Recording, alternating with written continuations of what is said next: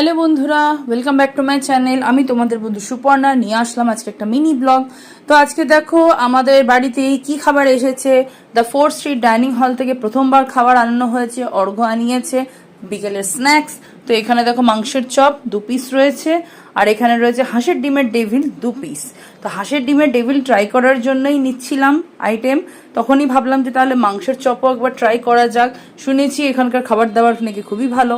আর এইদিকে হচ্ছে স্যালাড আর কাসুন্দি, এখানে একসাথে দিয়েছে আর এখানে আলাদা করে দিয়েছে স্যালাড আর কাসুন্দি। আর সঙ্গে রয়েছে টিস্যু পেপার হাত মুখ পোছার জন্য।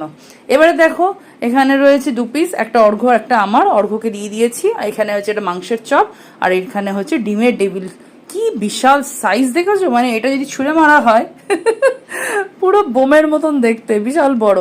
আর এই যে কাসুন্দি আর স্যালাড, এই হলো আজকে স্পেশাল স্ন্যাক্স। তো বন্ধুরা, আরো ভিডিও দেখতে হলে চ্যানেলটা সাবস্ক্রাইব করে দাও।